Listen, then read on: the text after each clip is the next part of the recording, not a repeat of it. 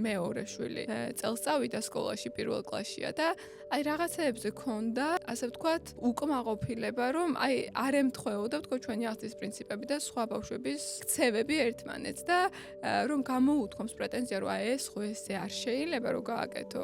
სულ მიწევს რომ ავუხსნა, რომ ყველა ადამიანი არის ინდივიდი. ზოგმა შეიძლება არ იცის რომ ის ცუდი საქციელია, ან ზოგს შეიძლება ისე სტრდიან უბრალოდ. აი ამასთან იპოვო ოქროს შუალედი. ძალიან ძნელია და მივხვდი რომ ეს არის სულ გამოწვევა და სულ მაქვს ხოლმე საკუთარ თავთან კითხვები, რომ ეხლა ამას სწორად ვაკეთებ, აი ამას სწორად ვეუბნები. ხო, აი ზუსტად ეგ მაინტერესებს, როგორ არეგულირებ ამ ყველაფერს, როგორ ფიქრობ, რა არის სწორი, რა არ არის სწორი, ანუ ვინმესთან კონსულტაციას გადიხარ თუნდაც სპეციალისტებთან თუ უბრალოდ აი შენი გუმანით ხვდები ხოლმე ესე დედოფალი. ხო, აი ეგ არის გამოცდილებით. აი ეგ არის ძალიან ძნელი. ყველაზე კარგი მიხვედრა მე მგონია, რომ არის მორალი. ჩემთვის მორალი ახლა ვისაც იმ ადამიანებს ვისაც ღმერთის წამს, მორალსაც ღმერთის პრინციპები განსაზღვრავს და ის მცნებები თუ ის ქცევები, რაც ღმერთმა კაცობრიობის წინაშე მოიტანა. შესაბამისად, მე ამ მორალით ვცხოვრობ, რასაც ვთქვათ, ჩემი მოძღვარი მეუბნება, რასაც ჩემი ეკლესია მეუბნება, რასაც ჩემი რწმენა მეუბნება, აი ამ პრინციპებით ვზრდი ჩემ შვილებს. მე მაინც მგონია, რომ თუ